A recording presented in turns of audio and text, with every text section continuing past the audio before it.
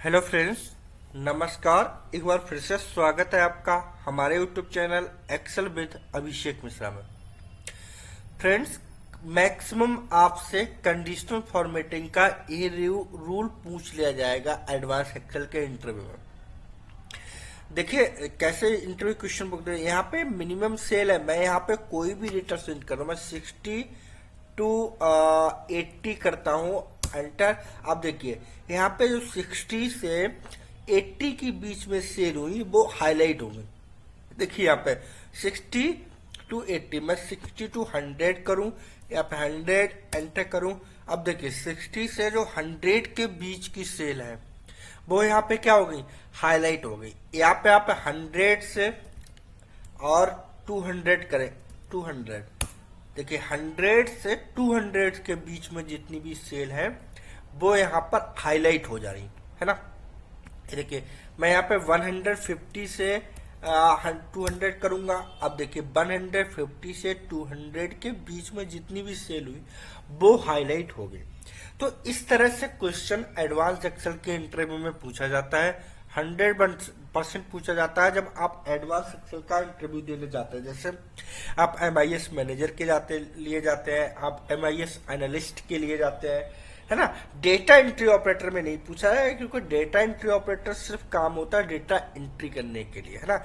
लेकिन advance Excel में आप कहीं भी अच्छी पोस्ट पे, आपको 50,000, 60,000, 1 लाख रुपए सैलरी चाहिए और आपको बेसिक एक्सेल आता है, तब तो ऐसा नहीं हो सकता।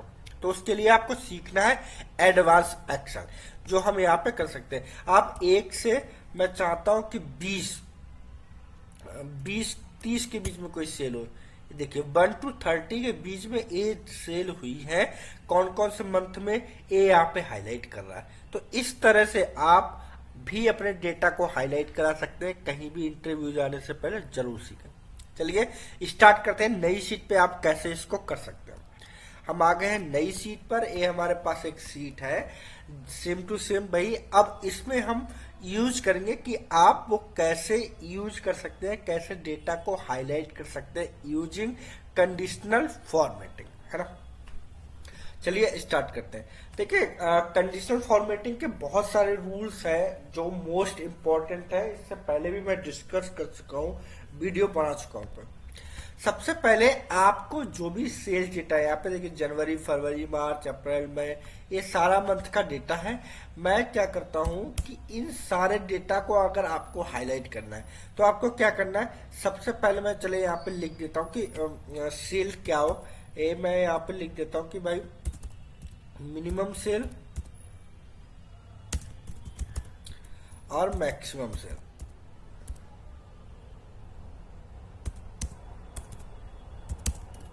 Minimum cell and maximum cell. चलिए इसको मैं थोड़ा सा कलर फॉर्मेटिंग करता हूं।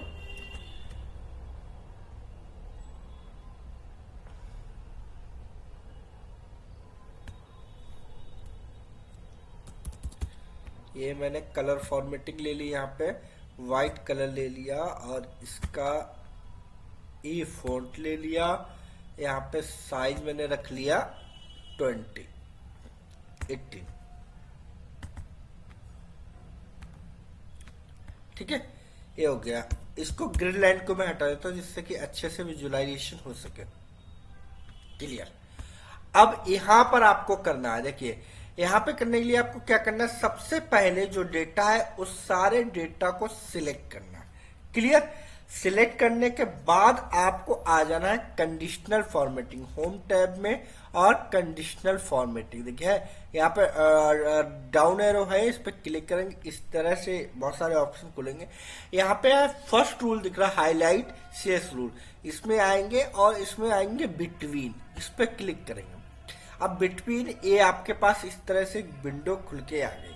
अब आपको क्या करना है कि इसमें यहाँ पे देख रहा है कि मिनिमम वैल्यू, तो मिनिमम वैल्यू मैं चाहता हूं कि जो डेटा कहाँ हो, जो डेटा इस सेल में हो, मतलब इस सेल में उसके बराबर हो। मैक्सिमम वैल्यू एंड कौन सी, जो डेटा हो इसके बराबर। इन दोनों में जो डेटा इसके और इन दोनों के बीच में हो वो बिटवीन डेटा हाईलाइट हो जाए। अब आपको क्या करना है, आपको चाहिए कि कलर, तो आप कलर यहाँ से कलर ले सकते हैं, yellow red with dark red text, yellow fill with dark yellow, इसमें से ले सकते हैं। आप चाहें तो अपने हिसाब से कस्टम कलर भी ले सकते हैं। कस्टम कलर पे क्लिक करेंगे, इस तरह से विंडो आएगी। अब यहाँ पे आपको जिस कलर से आपको हाईलाइट कराना है वो कलर आप ले सकते हैं, उस कलर से आप अपने डेटा को हाईलाइट करा सकते हैं। यहाँ पे मैं चाहता हूँ कि ब्लू कलर ले लूँ, तो ब्लू कलर से वो डेटा हाईलाइट हो जाएगा।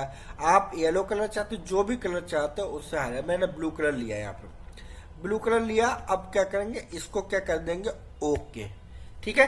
अब ये आपकी फॉर्मेटिंग जो कंडीशनल फॉर्मेटिंग थी वो अप्लाई हो गई। आप फिर से ओके करिए, ये डेटा यहाँ पे आ गया, क्लियर। अब आप यहाँ पे कुछ भी एंट्री करें, आप यहाँ पे करेंगे, मैं चाहता हूँ 40 डेटा हो गया, लेकिन अब तो मुझे 40 से चाहिए कि भाई 40 से 100 के बीच में कितनी सेल हुई। क्वेश्चन इंटरव्यू में इंटरव्यू ने क्वेश्चन में 40 to 100, तो 100 कर दीजिए और एंटर कर दीजिए। अब 40 से 100 के बीच में ए हुई है, 3 सेल हुई है, जो मई में हुई है, 3 हुई है अप्रैल में, और 2 हुई है जनवरी, है ना। एडवांस एक्सेल का जबरदस्त फार्मूला ट्रिक ये है कंडीशनल फॉर्मेटिंग की पावर। यहाँ पे आप 10 to 20 करिए, एंटर। कोई भी डेटा नहीं जो 10 to 20 के बीच में सेल हुई। मैं करता हूँ 30, एंटर करिए, 30 हुई। यहाँ 10 to 30 के बीच में इतनी सेल हुई है। ये है 30, 28, 28, ये हुई है सेल। आप यहाँ पे करिए 50 और 55, 50 और 55 के बीच में सिर्फ 53 सेल हुई थी मई मंथ में एक बार। किसने की है, वो है अमित ने सेल की, निशु ने सेल की, है ना। तो इस तरह से आप कंडीशनल फॉर्मेटिंग की हेल्प से डेटा को हाईलाइट कर सकते हैं। जो आप कंडीशनल फॉर्मेटिंग में जा रहे थे उसका शॉर्टकट की भी है एक, alt H L H B, alt H L H B, ये शॉर्टकट की है जिससे आप आ सकते हैं। मैं यहाँ पे टाइप कर देता हूँ शॉर्टकट की,